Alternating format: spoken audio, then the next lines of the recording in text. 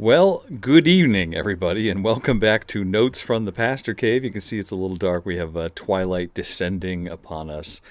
Today was just one of those days where I wanted to get to taping in the morning, and then I wanted to get to taping in the afternoon, and now here it is evening, but I still wanted to get it done today so that I can get it right out to you. And so this is just kind of what you get here at nighttime, and it's actually been kind of a chilly day for the middle of June. But I just opened the door to let a little bit of light in here. So here's where we are, and I'm looking rather silhouetted here, and which even with the ring light, it just kind of does a silhouette kind of a thing. So I was listening to a prominent podcast, actually just a little part of a prominent podcast. Say that 5 times fast. The other day, and it's actually when Mrs. Pastor Cave, when she gets ready for work in the morning, she has a couple of speakers that she puts on that she likes to listen to.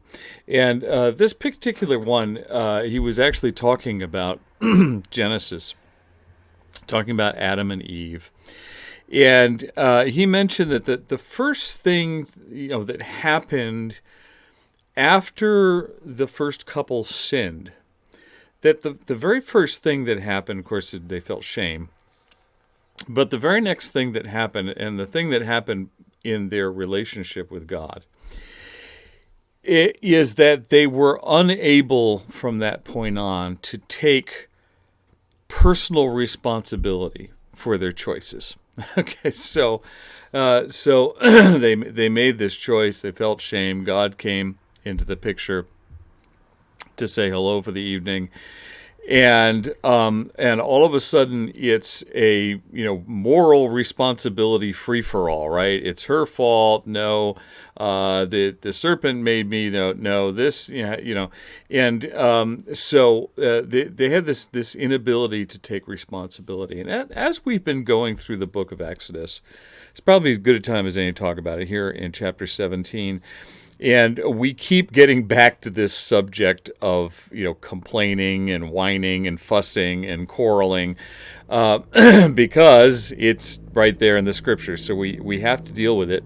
And we have to assume that it's here in Exodus so much because God wants it to be here. And so that it's an important subject that we have to think about and we have to ponder and we have to compare it with other scriptures and we have to see what we can do to battle it. And what we see, one of the things that we see right here is that they don't, the people of Israel, they don't want to take any personal responsibility, and in particular, they don't want to take any personal responsibility for faith. It's Moses and Aaron and Joshua, or it's nothing at all. So they're the big three there. They're going to have all the faith. I don't have any responsibility for having any faith, right? So whenever something comes along that's a bit of a trial or a problem, they immediately fall apart because of this, because they have not attended to a personal faith. They immediately fall apart and they start blaming somebody else. Usually Moses. Sometimes it's Moses and Aaron, but they find a way. They make the choice to complain and murmur and quarrel. And they don't take responsibility for the choice of doing that. It's always it's somebody else's fault or it's some circumstance's fault. And of course, we find ourselves in the very same position from time to time when we are being challenged by something in life and we start whining and complaining. Usually, what we're doing is we're trying to pass the blame onto somebody else. To some other entity of some, even if it's just fate, we want to blame things on fate, we want to throw them on just some other entity. It's not always human. It can be a thing, or just circumstance, and we want to throw the blame on that. So we have this kind of constantly happening here, and again, towards the end of verse 17 here, we have the people complaining they think they're going to die of thirst because, obviously God, like God hasn't taken care of them, right? So they're out here and they think that they're going to thirst, and Moses did so. He struck God told him, strike the rock. He struck the rock. And the people, will be able to drink. So Moses did so in the sight of the elders of Israel, and he called the name of the place Massa and Meribah. So what's interesting here is that in all of this process, God says, look, I want you to take that staff and I want you to go over to that rock, but I want you to take some of the elders with you. In other words, I want you to take some of these leaders and I want you to make them stakeholders in the faith that you are going to show here. So it's not just from here on out, it's not just going to be Moses standing there or Moses and Aaron standing there and displaying faith. I want you to take some of these elders with you so that when the people see the faith that you're going to show, and when I show forth the miracle that I'm going to bring here, the elders are then going to have a connection to that faith. They're going to become stakeholders in this whole belief thing, because there's a lot more there's a lot more trials ahead. There's a lot more problems ahead. There's a lot more challenges ahead, and I'm going to need the elders to be on board with this. And so that's one of the things that happens there. But then I noticed this. So he called the name of the place Massa and Meribah, because the quarreling of the people of Israel, and because they tested the Lord by saying, "Is the Lord among us or not?" Okay, so what's happening here? And here's what my note says in the scriptures: quarreling and complaining in the faith community setting is actually doubt. Listen to me here on this. Quarreling and complaining in the faith community setting is actually doubt.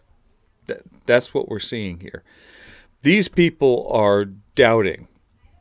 And because they're doubting, they're causing quarreling and complaining. And when you think about it, I hope it's never happened to you, but if you've been a part of a church that has taken to quarreling and complaining, and the foundations of the church are kind of shaken, and it looks like the whole thing's going to break apart, or maybe you've been part of a church that has broken apart.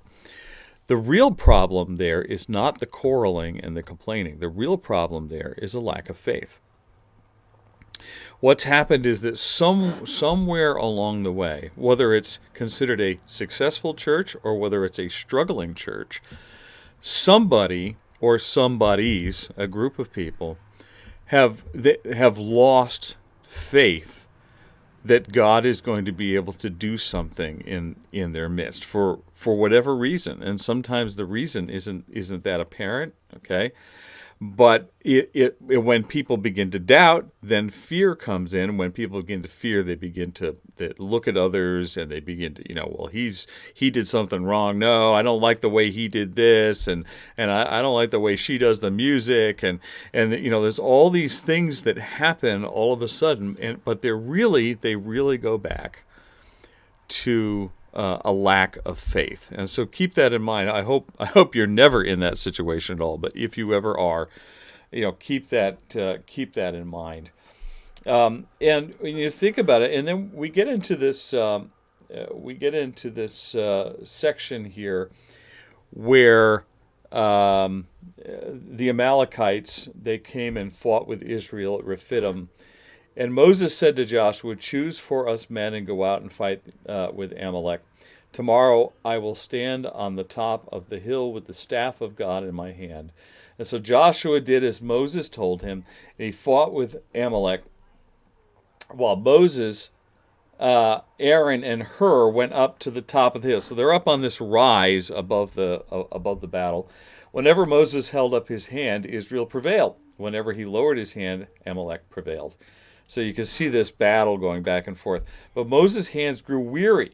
And so they took a stone and they put it under him, and he sat on it. And while Aaron and Hur held up the hands, one on other side, one on the other on each side, and the other on the other side, so his hands were steady until the going down of the sun, and Joshua overwhelmed the Amalekites and his people with the sword. All right, so it's a very vivid picture, and if you ever went to some kind of Christian education like a Sunday school, you probably seen a badly done picture of this, a cartoonish picture of this somewhere along the way.